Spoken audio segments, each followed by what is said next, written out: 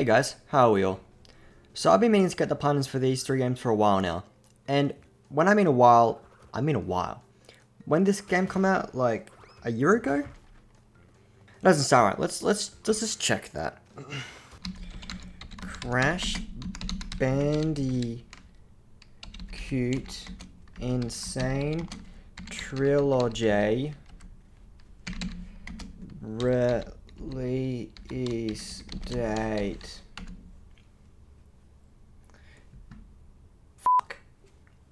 It's not like I don't like the game. It's really more like every time I went to do it, I kind of just inserted the disc, downloaded the game, then I looked at the high road.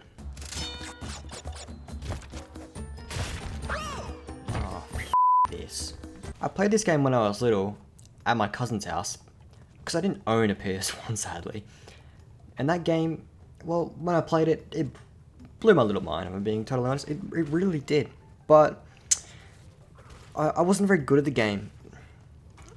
Yeah, I really wasn't. I couldn't make it past bloody native forest. I don't even remember if I ever did, to be honest, actually, now I think about it. But what I do remember is every time I visit my cousin's house, again, my save was deleted. So over and over, I would play the game over and over again, getting stuck on that same level every time playing at a new game, getting madder and madder every time. I swear one of my cousins was deleting it as like a sick joke or something. It was painful. I assure you, it was extremely painful. So yeah, an overall positive experience as a child playing this game, because I never really made it past the first world, but yeah, it was a great game. I really thoroughly enjoyed it, if I'm being honest. Then it was remastered in 2017. I think we know this. I think I mentioned this before, but yeah, it was remastered in 2017, 3 years ago. Yeah, I played through all of them, all three of them. Crash 1 still kicked my ass, I'm being totally honest. But overall, it was a good experience, and you know, I liked it. I enjoyed it. I was like, yeah, damn, I'm gonna plat these games. I didn't. But then Crash 4 came out, and I was like, shit. Well, now I feel like I have to plat them. So then I went back to them, you know, re-downloaded them. Started playing through them. I actually skipped one this time and just went straight to 2 and 3 and got all of the emerald things, the diamonds and all that stuff. Got everything except for the relics. And if I'm being totally honest, I was horrified of the relics. To my bitter core, probably. I had nightmares about them, like every second night. I think I hate them. They're scary. Yeah. So I was honestly horrified you know, I was scared of them. I don't know why, but I was. And then I gave up, and Crash 4 came out. Played that game and jeez. What do we have to say about Crash 4? Yeah, it's a game. I think we can talk about that in another video maybe if I ever bother to, you know, talk about it. But yeah, moving on. So you may be asking, what's so special about today? What drove me to play these games again and get the plats? Well, it started like this. I had this sex dream, right? And it was Crash was there, Spyro was there, and Donna from Suits was there. That was really odd. Nah, but really, I kind of just woke up and I was like, shit, dude, it's about time I try getting the plat for Crash A. So, you know, I did that, and what an experience it was. I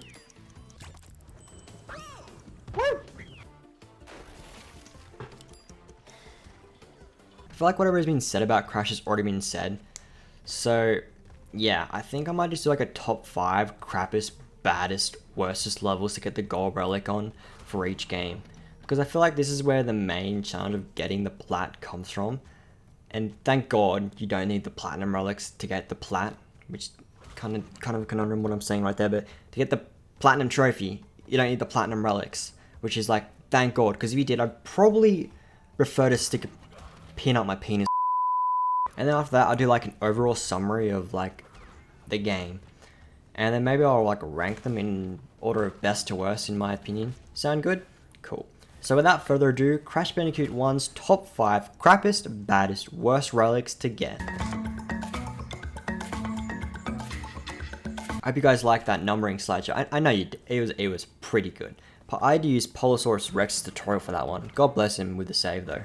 Yeah, this level. I'm really ashamed of myself for this one. Native Fortress. Yeah, I spent so long on this level. I think I spent around 3 hours just on this one level trying to get the relic for this level. I just said level so many times, but yeah. After this, I had to take a shower or something. I just, yeah, not my best 3 hours of my life. But I feel like I have an excuse, you know. This was my first relic I went for, which I think was a poor decision because this level is so freaking long. Like, I swear to God, why does it just goes for so long? I don't know how long the timer is, I have to check, but like, holy crap, I'll pop it up on the screen. I just remember this level was so much longer than any other level I'm pretty sure. It's like one of the longest levels. I have to look at the timer, but I swear to God, it took so long just to get a good run going. So yeah, that one was bad, but I feel like, yeah. Sunset Vista. I feel like this level has the same problem as Native Fortress. It just goes on for way too long. And every time you start the level, you have to wait, and like you actually have to wait to grab the timer, because if you don't, there's like a flame pit that goes off as soon as you enter the level, and you have to like time yourself to grab the timer, then go at the perfect time where you can jump over the pit and you don't have to wait for it. And it's like every single time you go into the level. Like, why could they not just make it so that pit isn't an arsehole? It's that simple. Just don't make the pit not an arsehole. Yeah, but I hated this level, I'm being totally honest, because it's really long, and then I have to wait and time myself.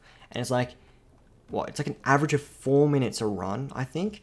Like 4 freaking minutes. I know that sounds like not a lot, but if you have to do everything perfect and then stuff up like maybe near the end, for example, and you're just like, well, shit, that hurts, man.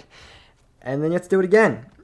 And then like, another example is the level next to it is like 1:30 average. And that's majority of the other levels. There's like a few levels in the game that are just like 10 minutes long for some reason. You're just like, why? Why is this level over here 1 minute long, but then you've got a level that's 10 minutes long? It's like 9 levels in one level that you're making me speed run. And it's got like this, oh dude, it's just, yeah, I hate Sunset Vista, man, just for its length. Screw the bats, it's pain. This level sucks actual ass. This to me is the hardest level in all of Crash. Not including Stormy Ascent though. Just a heads up, I didn't get the relic for this level, as it's not required for the plat. But I did get the gem, and I did play, and I know it's the worst. And yes, if you're gonna ask, it does piss me off seeing that Crash 2 and 3 have 100%, and then Super Crash with its stupid 91%. It's just stupid. But maybe someday I'll bring myself to do it, but that's future me's problem. But the fact that the stupid gold trophy, or whatever the percentage trophy is, it has a rare, it's rarer than bloody the platinum for this game. It's got a 0.2, while the Crash 1 platinum has 0.7. It's like, no. But it really does piss me off. I might bring myself to do it. I don't know how hard it is. I imagine it's like freaking impossible, but we'll see. That's as I said, it's future me's problem. Anyways, where was I? Oh yeah, we're talking about High Road. Yeah, this level sucks actual ass. It's garbage. It can go burn in a pyre. I hate it so much. I was stuck on this level for so long. I was legit, I think, stuck for like 6 hours maybe. I was so invested in trying to finish the level, like so invested. I started like, I don't know, like 5 o'clock, and then I didn't stop playing till 3 in the morning. And then I had work the next day at 7. So it wasn't the best decision. But oh boy, when I finished that night, I was so happy. I was a happy little camper. I'm serious. I was so happy. But I seriously got to ask you like a real question right now. How the hell did the bridge, end up like that? Like, did Horden from Horden Here's a Who walk on this bridge or something? Like, how does everyone else get around in this universe as well? Like, I can't imagine bloody Papu Papu jumping on across the bridge and bouncing on the turtles like we did. Like tell me, Crash Universe, tell me how does Papu Papu get across the bridge? I need to know. Ah yes, the easy version of Stormy Ascent. You guys all knew this was going to be on the list. I mean, it's pretty obvious that this is going to be on the list because it shows a resemblance to Stormy Ascent. So if Stormy Ascent wasn't on the list, it has to be this one, right? So yeah, that's why it's on here. It's hard, but it's also easier than Stormy Ascent. But it's resembles Stormy Ascent, and it's just shorter and it's a little bit more forgiving. But this is, to me, the level where you know the relics aren't meant to be in this game, because you just aren't meant to rush this level. This level is not made to be speedrunned.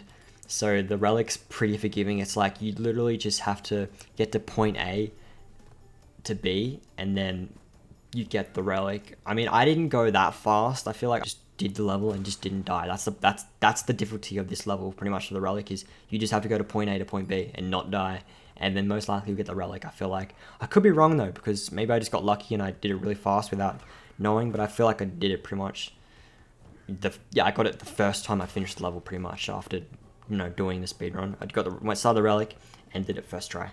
Not first try, but the first time I finished the level, I got the relic. That makes sense? Yeah, I'm really good at explaining things right now. As you can see, I'm doing real well. Anyways, yeah, I like the level. It's good, but it's just not made to be a relic run. Anyways, moving on. Now, Jaws of Darkness is a special level. That's why I left it to last. It's my favorite. I'm joking. I really hate this level, I'm being totally honest, because it's not here for its time trial. It's actually the one special level that's not here for that. Yeah, I kind of cheated. I'm sorry. I'm really sorry, but this level's gone on here because I hate it. I don't care that the time trial is not the worst part. Its time trial kind of sucks, but it's not the worst. There's another reason it's on here. It's because of this goddamn box. What box, you might ask? Exactly. Can you tell me where the box is? I bet you can't. Can you see it? No, because it's off screen. Yeah, it's off screen. And what's even worse is, this is the level with one of the highest box counts in Crash 1. And it requires you to go through 2 bonus levels, and is one of the only levels with secret platforms. What's funny though, is I played through this level and missed 1 box. And I thought I might have been being dumb, and I just missed the box by, like, I died or something, and maybe I didn't hit another box after the checkpoint or something. I thought I'd missed it somehow. So I played through it again. And the imminent defeat of getting to the end level and seeing that I missed 1 box again, not once, but twice, was just awesome. Really, really, really awesome. So what do? I watched a guide for the first time in Crash 1. I hadn't done it. I felt so proud of myself for not doing it, and then I got to this level and I did. So yeah, this one holds a special place in my heart, this level. I hate it. That's why. But yeah. Great level. So, what do I think of Crash Bandicoot 1? I love this game. I really do. It does hold a special place in my heart, even though I never made it past the first world. But I still do have nostalgia for it. But it does lose a mark, as it is the hardest of the 3, and it has the least movement capabilities of the 3 games. Which is kind of harsh. I know what you're thinking. You should mark a game solely on what it does by itself, but I feel like it's the rare case of, I already have the sequels, so I already know what Crash 1 could do better. So I feel like you have to take away a mark for what it didn't do. For example, if I was reviewing Crash 1 PS1 when it first came out, it wouldn't lose a mark for what I'm taking away it for, because I haven't played Crash 2 and 3. But it's the fact that I'm playing Crash 1 now, and it's in a package, and I know what Crash 2 and 3 can be. I know what Crash 1 could be, so I kind of feel like I have to take away a mark for it. So if you don't like that, I'm sorry. That's just my opinion. It's the way it works for me. But yeah. And then it also loses another mark solely for depth perception. I can already see people raging. But yeah, I'm going to be taking away a mark for all of the Crash Bandicoots, well, Crash Bandicoot 1, 2, and 3, for depth perception, because it is the biggest issue in the game, in my opinion. I think it's one of the worst issues. But it is fixed in Crash 4. So it's like, I know it can be fixed solely by adding a circle to know where I am when I'm jumping. But it's not in Crash 1, 2, and 3. So therefore, they lose a mark for it because it's a massive issue in this game. You don't know where you're jumping sometimes. Like, you really don't. On some levels, you don't know. Like, you think you're gonna land on that platform and you don't. It's a big issue. You lose a lot of lives because of it. You know, there's some times where you can't tell. There's sometimes where you can tell and you can blame the depth perception, but there's sometimes you literally can't tell where you're jumping. So yeah, I'm sorry I'm taking mark away for that as well. I mean, I think that's fair enough. The game's still a masterpiece. It's just, those are two problems that I feel like I need to address. So yeah. But I still am giving this game an A-, which is, I think, a really good mark. Well, that's going to be all for this video. I'll be covering Crash 2 soon, as I did really enjoy making this video. And I don't know, maybe just let me know how I did in the comments, because this is kind of my first video, so I don't really know how I did. But anyways, see ya.